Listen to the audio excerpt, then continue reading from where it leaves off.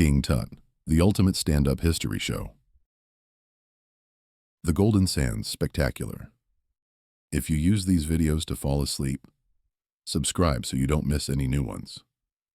Leave a comment with your thoughts on the video and any suggestions you have for future ones.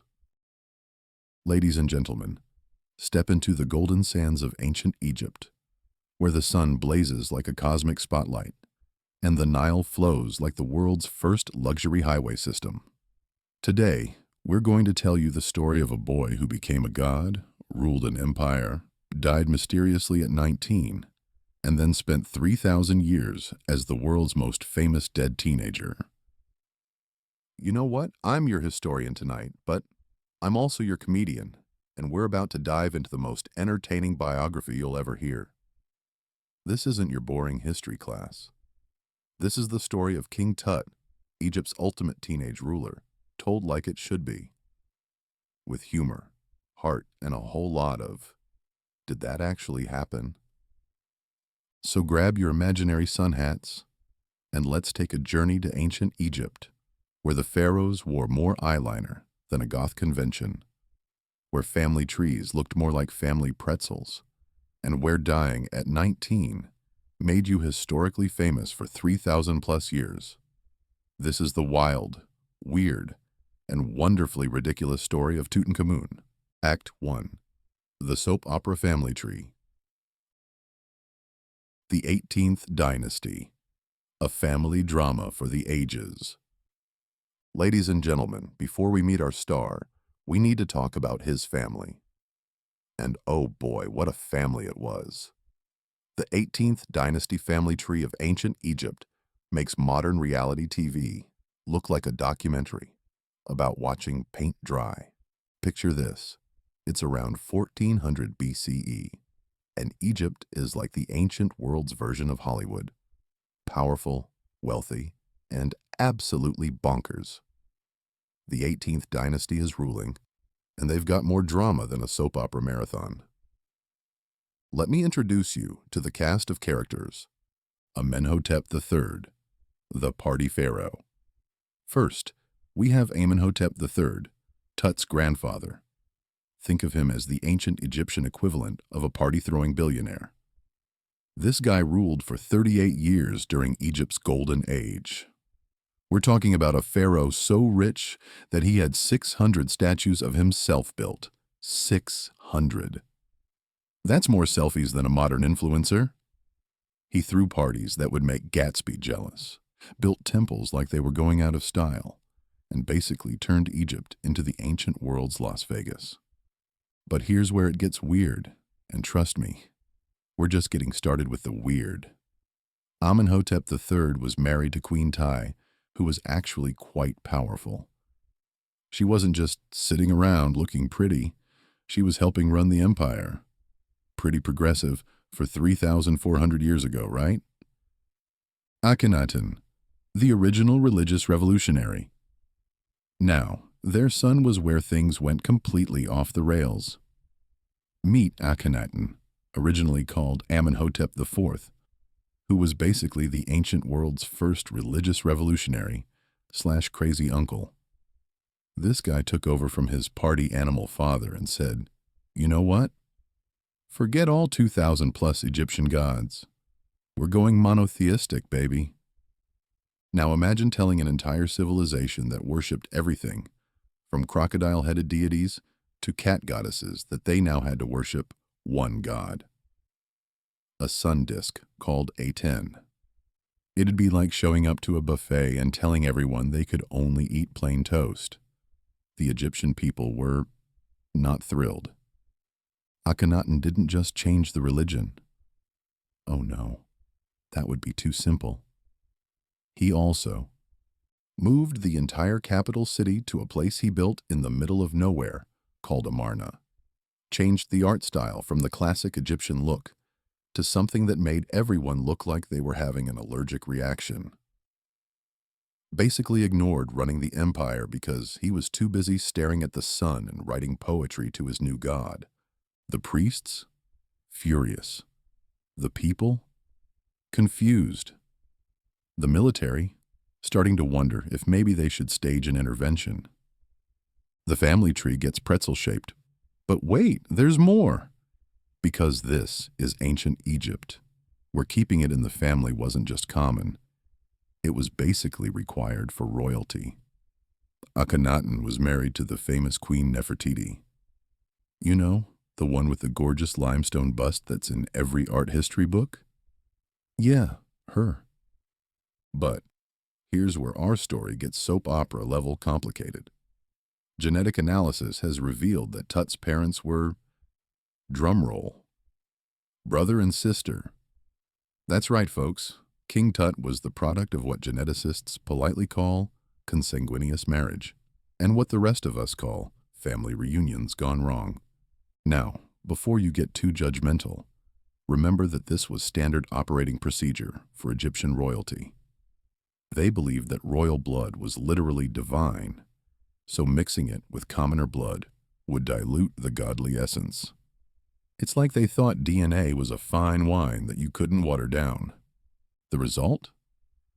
Poor Tut was born with more health issues than a medical textbook.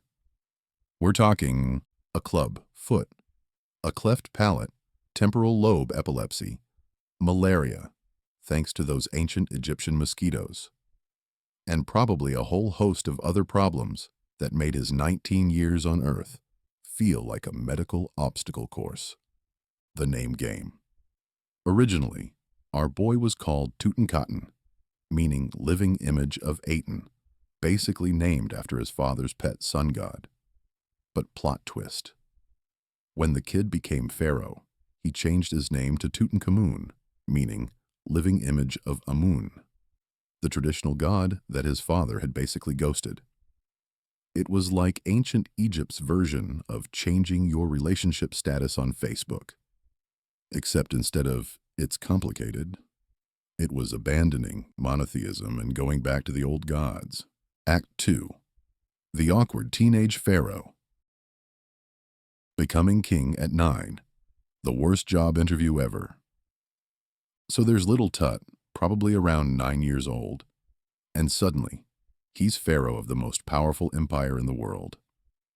Imagine being in 4th grade and someone handing you the keys to run Google, Apple, and the Pentagon all at once. That's essentially what happened to our boy. Picture the coronation scene.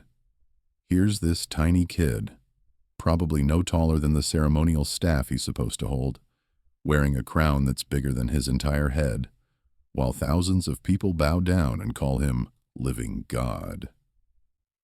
Meanwhile, he's probably thinking, I was just playing with my toy chariots 5 minutes ago, and now I'm responsible for feeding millions of people and not starting any wars. Cool, cool, cool, cool. The power behind the throne.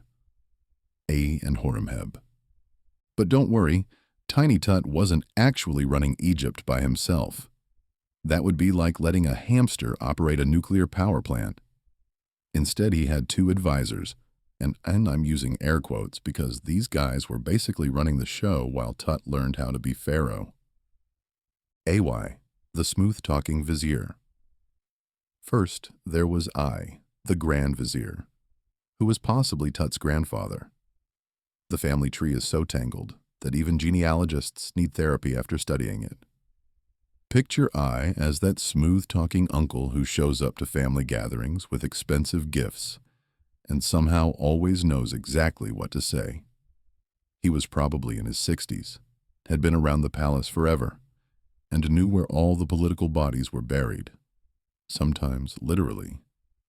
I was like the ancient Egyptian version of a chief of staff, except his job description included keep the teenage god king from accidentally destroying the empire. He handled diplomacy, managed the priesthood, and probably spent a lot of time explaining to young Tut why he couldn't just decree that everyone had to eat ice cream for breakfast. Horemheb, the military muscle. Then there was Horemheb, the commander-in-chief of the army. If A was the smooth talker, Horemheb was the guy who got things done through sheer force of will and possibly some intimidation.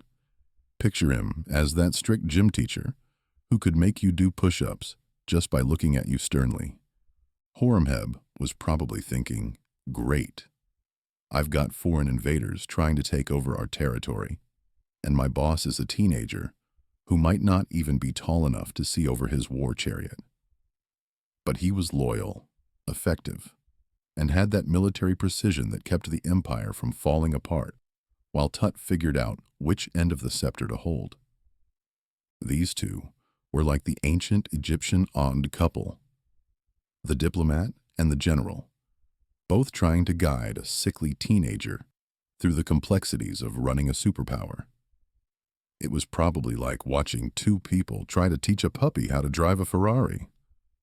Royal life, living the ancient luxury lifestyle. So what was daily life like for teenage Tut? Well, imagine being incredibly wealthy, but also constantly supervised, having unlimited power, but also being expected to follow 3,000-year-old traditions, and being worshipped as a god, but also having to get up every morning at dawn for religious ceremonies. The morning routine. Tut's day started before sunrise with purification rituals. Picture this: servants waking up the living god, helping him bathe in expensive oils and perfumes. Ancient Egyptians were obsessed with cleanliness. They'd put modern spa routines to shame, and dressing him in enough gold jewelry to stock a modern jewelry store. The kid probably had more costume changes in one day than a pop star on tour. Different outfits for different ceremonies, each one more elaborate than the last. And remember, this is Egypt. We're talking about clothes made from the finest linen. Egyptian cotton was the ancient world's luxury brand, decorated with gold, precious stones, and probably enough bling to blind you if you looked directly at it. The royal diet. And the food. Ancient Egyptian pharaohs ate better than modern five-star restaurant patrons. We're talking about bread made from the finest grains, and ancient Egyptians had more types of bread than a modern bakery. Fresh fish from the Nile, served on gold plates, obviously. Exotic fruits imported from across the empire. Honey, the ancient world's sugar substitute, used in everything. Beer, which was actually nutritious back then and safer than water. Wine stored in jars labeled with vintages like ancient Egyptian sommelier collections.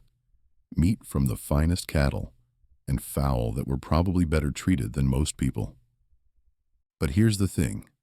Even with all this luxury, Tut was still a sickly kid.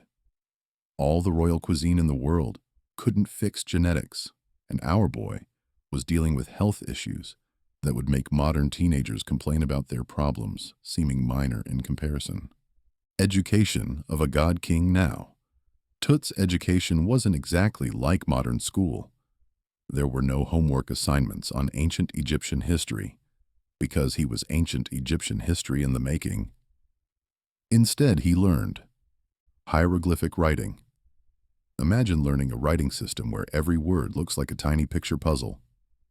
Religious ceremonies and rituals, because being a god requires quite a bit of memorization.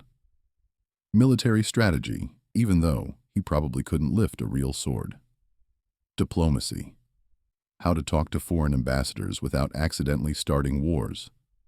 Mathematics and astronomy. The Egyptians were brilliant at this stuff. Art and architecture. Someone had to approve all those temple designs. The poor kid was basically getting a crash course in how to rule the world 101, while also dealing with the usual teenage stuff, like growth spurts, acne, even pharaohs got zits, and trying to figure out who he was as a person when everyone keeps telling you you're a god. The marriage question. Royal romance Egyptian style. And speaking of teenage complications, let's talk about Tut's love life.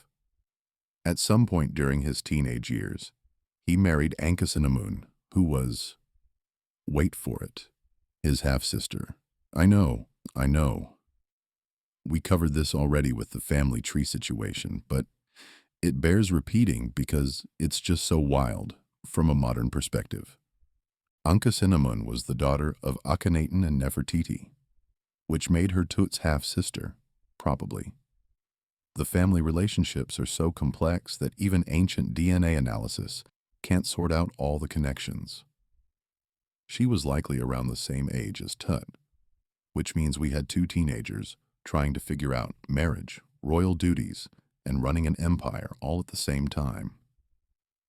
The really sad part? Archaeological evidence shows that Ankhesenamun and Tut had two daughters, but both were stillborn and mummified alongside their father. Geneticists believe the inbreeding issues that affected Tut also led to these tragic losses. It's one of those historical details that reminds you that behind all the gold and glory, these were real people dealing with real heartbreak. The Restoration Project, fixing Dad's mess. One of the biggest challenges facing teenage Tut was cleaning up the religious and political chaos his father had left behind. Akhenaten's monotheistic revolution had basically torn Egyptian society apart. Imagine if someone suddenly declared that everyone in the country had to change their entire belief system overnight. That's essentially what had happened. So young Tut, with the help of A and Horemheb, had to restore the traditional gods, which made the priests very happy, rebuild temples that had been abandoned or destroyed, move the capital back from Amarna to the traditional centers of power, restore diplomatic relationships with other kingdoms that had been ignored during Akhenaten's reign, convince the people that their new pharaoh was back to the old ways they understood and loved.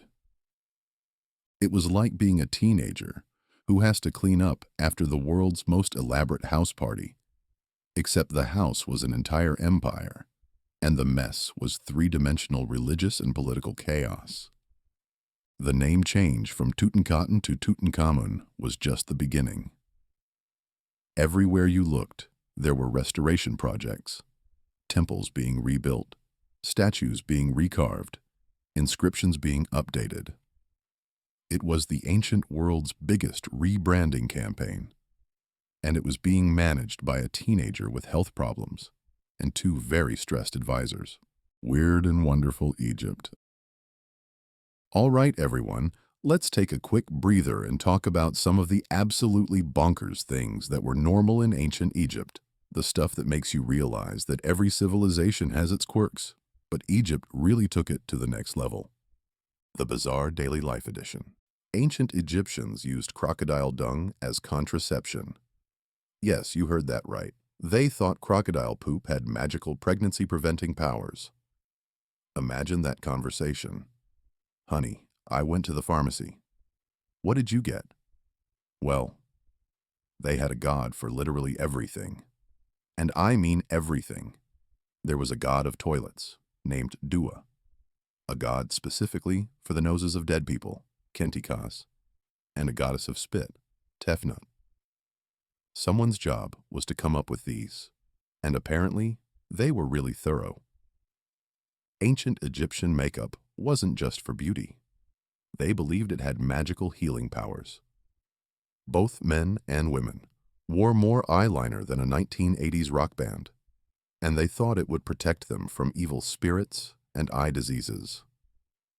Honestly, they might have been onto something. The makeup did contain antimicrobial properties. They invented the world's first pregnancy test. Women would pee on wheat and barley seeds. If the barley grew, it was a boy. If the wheat grew, it was a girl. If nothing grew, no baby. Modern scientists tested this and found it was actually about 70% accurate for detecting pregnancy. Ancient Egyptians, accidentally brilliant for 5,000 years. All right, intermission over. Back to our boy Tut and the mysterious circumstances of his very short life. Act 3. The Mysterious Death. The death of a teenage god. So here we are in 1323 BCE. and 19-year-old Tut is ruling Egypt. He's been pharaoh for about 9 or 10 years. He's married to his half-sister, still weird, but we've covered that. He's restored the traditional religion. The empire is stable-ish, and then he dies, just like that. No warning, no obvious explanation, just dead. Now, when a modern teenager dies unexpectedly, it's tragic. When a pharaoh who's considered a living god dies unexpectedly, it's a crisis that threatens to tear apart an entire empire. And when that pharaoh dies without leaving an heir, well, that's when things get really interesting from a political intrigue standpoint. The theories. Ancient Egypt's greatest murder mystery. For decades, historians and archaeologists have been trying to figure out how Tut died. And let me tell you, the theories range from plausible to absolutely wild. It's like CSI. Ancient Egypt, except the crime scene is 3,000 plus years old, and all the witnesses are mummies. Theory 1. The murder plot. For years, the leading theory was that Tut was murdered. Specifically, that someone cracked him over the head with a blunt object. This theory came about because early X-rays showed bone fragments in his skull, which seemed like pretty solid evidence of foul play. The suspects? Well, take your pick. The power-hungry vizier, who conveniently became pharaoh after Tut's death. Horemheb, the military commander who eventually took over after foreign enemies who wanted to destabilize Egypt. Palace conspirators who thought a sickly teenage pharaoh was bad for the empire. It had all the elements of a great murder mystery. Powerful suspects with motives, a mysterious death, and a massive power vacuum that someone had to fill. But then modern technology came along and ruined this perfectly good murder mystery. Theory 2. The chariot crash. More recent analysis suggests that Tut died in a chariot accident. Picture this. A physically frail teenager with a clubfoot, trying to prove himself as a warrior king, taking out a war chariot for some high-speed desert racing. The evidence? CT scans show that Tut had massive trauma to one side of his body, broken ribs, a shattered pelvis, and injuries consistent with being crushed by something large and heavy. Like, say, a chariot. Now, some modern theories have added a hilarious twist. Forensic Egyptologist Sophia Aziz has suggested that Tut might have been drunk chariot racing. The evidence? His tomb contained an impressive collection of wine, including some of the first white wine ever found in Egypt, and 6 different chariots. So basically, Tut might have been the ancient world's first case of drunk driving, except with horses and a whole lot more gold involved. Imagine the conversation. "Hey Tut, want to take the chariots out for a spin?" "Absolutely. But first, let's finish this jar of wine." And thus ended the reign of one of history's most famous pharaohs, possibly due to ancient Egypt's equivalent of holding a beer and saying, "Watch this." Theory 3. The disease combination. The most scientifically supported theory is that Tut died from a combination of malaria and complications from a broken leg. Remember, this kid was already dealing with a laundry list of genetic health problems due to the whole inbreeding situation. Modern analysis of his mummy has revealed evidence of malaria parasites in his blood, a broken leg that showed signs of becoming infected, various genetic disorders that would have weakened his immune system, possible Keuler disease, a bone disorder affecting his feet. So basically, poor Tut was already fighting his genetics every day, caught malaria, those Nile mosquitoes were vicious, broke his leg somehow, possibly in that chariot accident. The leg got infected, because ancient Egyptian medicine, while advanced for its time, wasn't exactly up to modern standards. And his already compromised immune system just couldn't handle it all. It's like his body was an ancient smartphone with a cracked screen, low battery, and too many apps running. And then someone tried to install a major software update while running the GPS at full brightness. The hasty burial, when even pharaohs don't get proper planning. Here's something that tells you just how unexpected Tut's death was. His tomb wasn't finished. For a pharaoh, that's like showing up to your own wedding and finding out nobody booked the venue. Egyptian pharaohs typically spent their entire reigns preparing for death, building elaborate tombs, commissioning thousands of grave goods, and planning every detail of their journey to the afterlife. It was like the world's most morbid but organized retirement planning. But Tut, his tomb is tiny by pharaoh standards. It's basically 4 small rooms carved into the rock in the Valley of the Kings. For comparison, other pharaohs had tombs with dozens of chambers, elaborate hallways, and enough space to house a small city's worth of grave goods. Poor Tut got buried in what was probably originally intended to be a nobleman's tomb, hastily modified for pharaoh use. It's like booking a presidential suite and ending up in a motel room. Functional, but definitely not what you were expecting for the afterlife. And yet, this hasty burial is exactly what made Tut famous in the modern world. Because his tomb was small and hidden, it escaped the notice of grave robbers who spent centuries cleaning out every other pharaoh's burial site. It's ironic, the pharaoh who got the worst tomb ended up with the best preserved burial goods in history. The mummification mishaps, when ancient embalming goes wrong. Even Tut's mummification was rushed and, frankly, kind of botched. The embalmers were clearly working under pressure, trying to prepare a pharaoh's body for eternity, while also dealing with whatever political chaos was happening after his sudden death. The result? Let's just say it wasn't their finest work. They used so much embalming resin that Tut's body basically caught fire and burned while wrapped up in his tomb. His heart was missing, which was a big no-no in Egyptian religion. You needed your heart for the afterlife. The wrapping job was hasty and not up to the usual pharaoh standards. They broke his sternum getting the organs out.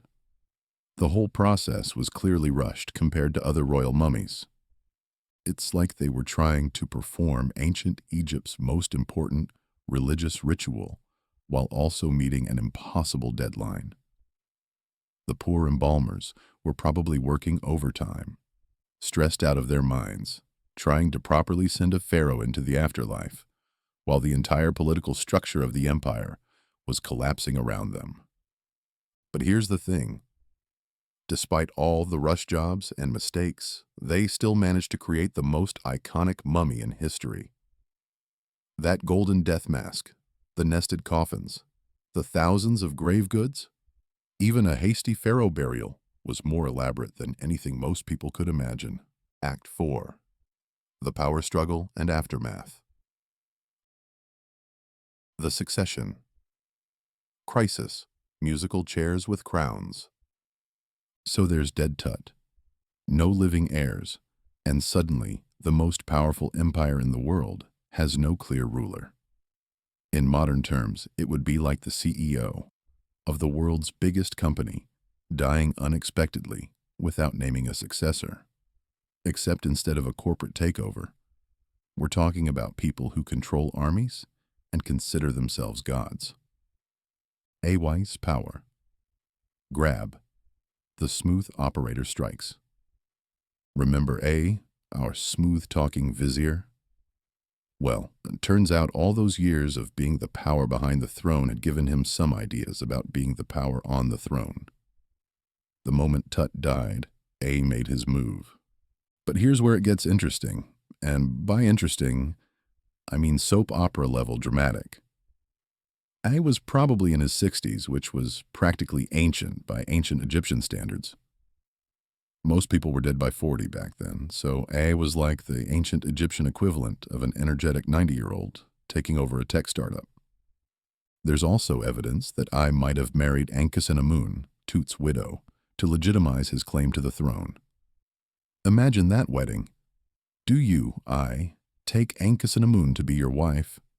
I do, and also I'm taking over the entire empire. Do you, Ankhesenamun, take I to be your husband? Do I have a choice? Not really, no. The poor woman went from being married to her half-brother pharaoh to being married to a man old enough to be her grandfather, all in the name of political stability. Ancient Egyptian royal life was not easy for the ladies. Horemheb, the military man's patience. Meanwhile, Horemheb, our military commander, was probably watching all this and thinking, really? The old guy gets to be pharaoh and I'm still waiting in line. But Horemheb was a patient, strategic thinker. He knew that I was old and couldn't rule for very long, so he bided his time, kept the army loyal, and waited. Picture Horemheb as that colleague who knows they're next in line for promotion, but has to wait for their boss to retire. Except in this case, waiting for retirement meant waiting for the old pharaoh to die. And promotion meant becoming a living god with unlimited power. I ruled for about 4 years, not bad for a guy who was probably pushing 70. But when he died, Horemheb was ready. No smooth transitions, no political marriages, just a military commander who had been preparing for this moment for years. Horemheb's revenge. The Great Erasing. When Horemheb finally became pharaoh, he didn't just take over. He went full revisionist historian on everyone. This guy was so thorough in erasing his predecessors that he makes modern cancel culture look amateur. Horemheb's to-do list as pharaoh. Erase Tut's name from monuments and replace it with his own. Destroy A's tomb and deface his sarcophagus. Remove all references to the Amarna period from official records. Rewrite the king lists to show himself as the direct successor to Amenhotep III. Systematically destroy or reassign any art, buildings, or monuments connected to Akhenaten, Tut, or I. Basically, Horemheb tried to make it look like he had ruled directly after Amenhotep III, skipping over the entire religious revolution, the boy king, and the old vizier. It was like editing history with a sledgehammer. This is actually why Tut was largely forgotten for 3,000 years. Horemheb was so effective at erasing himself from the historical record that when the ancient Greeks and Romans wrote about Egyptian history, they barely mentioned him. Tut went from being a pharaoh of Egypt to being a historical footnote that most people had never heard of. Until Howard Carter came along with a shovel and changed everything. The irony of fame. Here's the beautiful irony of the whole situation. Horemheb's attempt to erase Tut from history is exactly what made Tut the most famous pharaoh in the modern world. Think about it. Because Horemheb erased Tut from the records, nobody knew where his tomb was. Because nobody knew where his tomb was, grave robbers couldn't find it. Because grave robbers couldn't find it, it remained intact for 3,000 plus years. Because it remained intact, Howard Carter's discovery was the archaeological find of the century. Because it was the archaeological find of the century, Tut became a household name worldwide. Meanwhile, Horemheb, who ruled successfully for nearly 30 years, restored Egypt's power and stability, and was actually a pretty effective pharaoh, is barely known outside of academic circles. His tomb in the Valley of the Kings is impressive, but rarely visited, while Tut's tiny, hastily prepared tomb is one of the most famous archaeological sites in the world. It's like the ultimate historical revenge story. The pharaoh who tried to erase a teenager from history ended up making that teenager immortally famous, while his own name faded into obscurity. Final act, the discovery and eternal fame. Howard Carter, The stubborn archaeologist. Fast forward 3,000 plus years to 1922.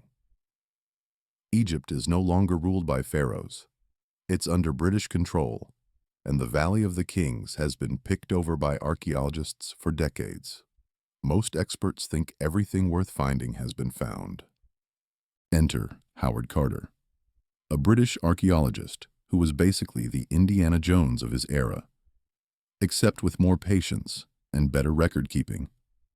Carter had been searching for Tut's tomb for years, funded by Lord Carnarvon, a wealthy British aristocrat with more money than sense and a genuine passion for Egyptology. By 1922, Carnarvon was getting tired of funding what seemed like a wild goose chase. He told Carter he had one more season to find something significant, or the funding would be cut off. It was like the ancient equivalent of, "You have one more episode to save this TV show, or we're canceling it." November 4, 1922. The discovery that changed everything. Carter decided to excavate in one last area, right underneath the remains of some ancient workmen's huts near the tomb of Ramses VI. It was basically the archaeological equivalent of looking for your keys in the last place you'd think to search. On November 4th, 1922, Carter's Egyptian workmen uncovered a step cut into the rock. Then another step. Then another. By the end of the day, they had uncovered a staircase leading down into the rock, ending at a sealed doorway. Carter looked at the seals on the doorway and saw the name Tutankhamun. After years of searching, he had found the tomb of the forgotten pharaoh. But Carter was a professional. Instead of breaking down the door like an excited kid on Christmas morning, he sent a telegram to Lord Carnarvon. "At last have made wonderful discovery in valley. A magnificent tomb with seals intact. Recovered same for your arrival. Congratulations." The famous moment, wonderful things. When Carnarvon arrived, they carefully broke through the sealed doorway and found a corridor filled with rubble. But at the end of the corridor was another sealed doorway. Carter made a small hole in the second doorway, stuck a candle through it, and peered inside. Carnarvon, standing behind him, asked the question that would go down in archaeological history. "Can you see anything?" Carter's response, "Yes, wonderful things." And wonderful things they were. Carter was looking into the antechamber of Tut's tomb, packed floor to ceiling with the most incredible collection of ancient artifacts ever found intact. Golden furniture, chariots, weapons, jewelry, statues, clothes, food, games. Everything a young pharaoh might need for the afterlife, preserved in perfect condition for over 3 millennia. The media sensation. Tutmania takes over the world. News of the discovery spread around the world faster than a viral TikTok video. Suddenly, everyone wanted to know about the boy king, whose name had been forgotten for 3,000 years. Newspapers ran daily updates on the excavation. Fashion designers created Egyptian-inspired clothing lines. Art Deco architecture incorporated Egyptian motifs. Hollywood made movies about ancient Egypt. It was the 1920s equivalent of a cultural phenomenon. King Tut became more famous in death than he had ever been in life, and he had been a pharaoh. The irony was incredible. Horemheb had tried so hard to erase Tut from history that he had accidentally ensured Tut would become the most famous pharaoh of all time. It took 3,000 years, but Tut got the last laugh. The treasures. A teenage pharaoh's incredible collection. The contents of Tut's tomb were mind-blowing. We're talking about over 5,000 individual objects, many made of gold, silver, precious stones, and the finest materials available in the ancient world. Some highlights. The Golden Death Mask, 22 pounds of solid gold, inlaid with precious stones. depicting Tut with the traditional false beard and striped headdress of a pharaoh.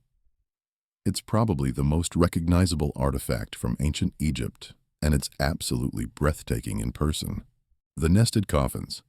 Tut was buried in not one, not two, but 3 coffins, nested inside each other like Russian dolls, except made of gold and worth more than most countries' GDP. The innermost coffin is solid gold and weighs over 200 pounds. The golden sandals, because apparently, even in the afterlife, a pharaoh needed good footwear. These golden sandals have images of Egypt's enemies carved on the soles, so Tut could literally walk all over his enemies for eternity. Talk about holding a grudge. The chariots, 6 of them, taken apart to fit in the tomb. Some were clearly ceremonial, covered in gold and intricate decorations. Others showed wear and tear from actual use, possibly including the one that killed him. The wine collection. Jars and jars of wine, carefully labeled with vintages and sources. Ancient Egyptians took their wine seriously, and apparently so did Tut. Some of the jars still contained wine after 3,000 plus years, though I wouldn't recommend trying it. The board games. Because eternity is long, and even pharaohs need entertainment, Tut was buried with several board games, including Senet, which was like the ancient Egyptian equivalent of chess mixed with a religious ritual. The underwear. Yes, really. Tut was buried with over 100 loincloths, because apparently royal dignity extends to the afterlife. They were made of the finest linen, and some were embroidered with gold thread. The curse. Ancient marketing genius. Of course, no discussion of Tut's discovery would be complete without mentioning the supposed curse of the pharaohs. When Lord Carnarvon died of an infected mosquito bite a few months after the tomb's opening, the media went wild with stories of an ancient curse striking down those who dared disturb the pharaoh's rest. The reality? Carnarvon died of blood poisoning from a mosquito bite that got infected. The kind of thing that killed people regularly in the 1920s before antibiotics. Carter himself lived for another 16 years and died of natural causes at age 64. Most of the other people involved in the excavation lived long, healthy lives. But the curse story was too good for the media to ignore. It had everything. Mysterious deaths, ancient magic, warnings about disturbing the dead, and a teenage pharaoh reaching out from beyond the grave for revenge. It was like a horror movie that wrote itself. The curse story actually helped make Tut even more famous. People love a good mystery, and the idea that an ancient Egyptian pharaoh could reach across millennia to strike down his enemies was irresistible to the public imagination. The lasting legacy. From forgotten pharaoh to global icon. Today, more than 100 years after Carter's discovery, King Tut remains one of the most recognizable figures from the ancient world. His golden death mask is as iconic as the Mona Lisa. His story has inspired countless books, movies, documentaries, and even a hit song by Steve Martin. Museums around the world host blockbuster exhibitions of artifacts from his tomb, drawing millions of visitors. The Grand Egyptian Museum in Cairo has an entire section dedicated to Tut's treasures. Archaeological teams are still studying his mummy and his burial goods, uncovering new details about his life and death. But perhaps the most amazing thing about Tut's legacy is how it transformed our understanding of ancient Egypt. Before Carter's discovery, most of what we knew about pharaohs came from their public monuments and propaganda. Tut's tomb gave us an intimate look at how a pharaoh actually lived. His clothes, his games, his furniture, his food, even his underwear. We learned that pharaohs were human beings with the same needs and desires as everyone else. just with a lot more gold and significantly better job benefits. Tut's tomb humanized ancient Egypt in a way that no amount of temple inscriptions could have done. Grand finale, the eternal teenager. The ultimate plot twist. So here we are at the end of our journey with the boy king, and what have we learned? That history is absolutely bonkers. That ancient Egypt was simultaneously the most advanced and most bizarre civilization ever. And that sometimes the most famous people in history are famous for completely accidental reasons. King Tutankhamun ruled for less than a decade, died at 19, and was deliberately erased from history by his successors. By all rights, he should have been a forgotten footnote in Egyptian history. Instead, he became the most famous pharaoh of all time, known to billions of people around the world. The lessons of the boy king. What can we learn from Tut's incredible story? Lesson 1. Sometimes being forgotten is the best thing that can happen to your legacy. If Horemheb hadn't tried so hard to erase Tut from history, his tomb would have been found and robbed like all the others, and we'd know almost nothing about him today. Lesson 2. Health problems don't define you. Tut was sickly, had genetic disorders, and probably couldn't walk properly, but he still managed to restore stability to the world's greatest empire and become one of history's most enduring figures. Lesson 3. Family drama never goes out of style. The 18th dynasty's soap opera-level relationships, power struggles, and succession crises make modern celebrity gossip look tame by comparison. People have been dealing with complicated families for thousands of years. Lesson 4. Sometimes the best discoveries happen when you're about to give up. Carter was on his last funded season when he found the tomb. If Carnarvon had cut the funding 1 year earlier, Tut might still be buried and unknown. Lesson 5. Good record-keeping is immortality. We know so much about Tut not just because of what was in his tomb, but because Carter and his team meticulously documented everything. Their photographs, notes, and catalogs ensure that Tut's story will be told accurately forever. The eternal teenager. In the end, what makes Tut's story so compelling is that it's fundamentally human. Strip away all the gold, the divine status, and the ancient Egyptian weirdness, and you have the story of a teenager trying to figure out his place in the world while dealing with family drama, health problems, and enormous responsibilities. Tut never got to experience the things most teenagers take for granted. Freedom, privacy, the chance to make mistakes without the fate of an empire hanging in the balance. He never got to grow old, to see his children grow up, to decide what kind of man he wanted to become. But in dying young, he achieved a kind of immortality that he never could have imagined. His name is known around the world. His face, preserved in gold, is one of the most recognizable images in human history. His story continues to fascinate new generations of people who discover it for the first time. The final twist, and here's the ultimate irony. Tut's greatest achievement wasn't anything he did while he was alive. His greatest achievement was dying at exactly the right time, in exactly the right place, with exactly the right people trying to erase him from history. So that 3,000 plus years later, a stubborn British archaeologist could stumble across his tomb and make him immortal. Sometimes the universe has a sense of humor. Sometimes the kid who gets picked on in school grows up to be more successful than the bullies. Sometimes the pharaoh who gets erased from history ends up being more famous than the pharaoh who erased him.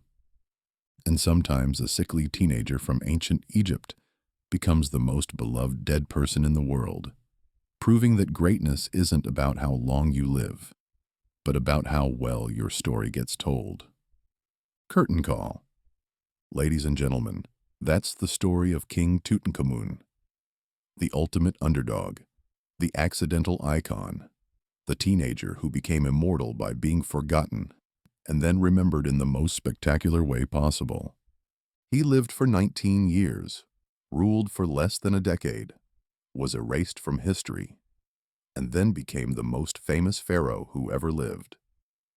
He was sickly but determined, young but wise enough to fix his father's mistakes, and unlucky enough to die just as he was hitting his stride as a ruler.